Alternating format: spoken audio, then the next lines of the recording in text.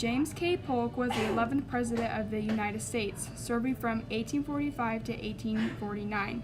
He was born on November 2nd, 1795, in Pineville, North Carolina. James K. Polk was ill during his childhood, which made school very difficult. But when he was 20 years old, he passed the second requirements into the second-year class at University of North Carolina. He was a Democrat and a supporter of Andrew Jackson, and with his rise of political power, he gained even more when he married Sarah Childress Polk. He first started at Tennessee House of Representatives, then went to the United States House of Representatives, where he served from 1825 to 1839. People believe that James K. Polk would bring legislative and executive cooperation and understanding in the functioning of the national government.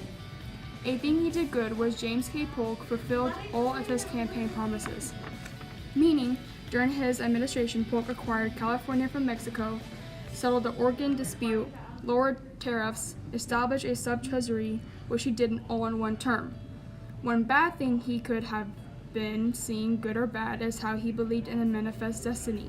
Some people like James K. Polk believed it was their duty to spread to new territories, but doing that, it caused conflicts and battles. Some believed it was good for the nation to get new territories. While Franklin D. Roosevelt may have created the New Deal in order to help people during the Great Depression and even served as president for more than 2 terms, he wasn't as great as he always appeared. Executive Order 9066 was a United States presidential executive order that was signed and issued during World War II by Roosevelt himself on February 19th of 1942. This executive order gave the military power to exclude all Japanese ancestry from areas deemed important to United States security and defense. This order, signed by Franklin D. Roosevelt, represented that Japanese Americans posed a threat and needed to be sent to internment camps. This ultimately resulted in 120,000 Japanese Americans being sent away strictly based on their race. Franklin D. Roosevelt also turned away Jewish refugees and refused asylum to hundreds of Jews that were later said to be killed during the Holocaust. One final bad thing that Franklin D. Roosevelt did was oppose the anti-lynching legislation, which would have made lynching a federal crime. James K. Polk might have believed in things that other people didn't, but he was so successful during his one term, meaning getting territory and being able to work through tariffs and reducing them.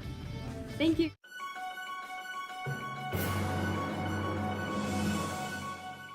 In the end, Franklin D. Roosevelt, also known as FDR, did serve more terms than any other American president.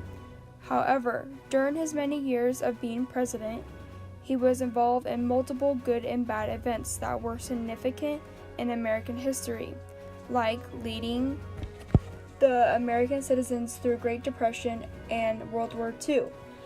But ultimately, the bad outshines the good. James K. Polk may have only served one term, but it was his decision to not run for re-election. He helped the United States gain more territory, and he established a warehouse system that provided for the temporary retention of unmarked imports. Also, he did the Walker Tariff Act of 1846 that basically lowered import duties and did much to pacify British public opinion over the Oregon Compromise of 1846. By doing all this, James K. Polk achieved more for the United States as president in his one term than Franklin D. Roosevelt ever did in his 4 terms of presidency.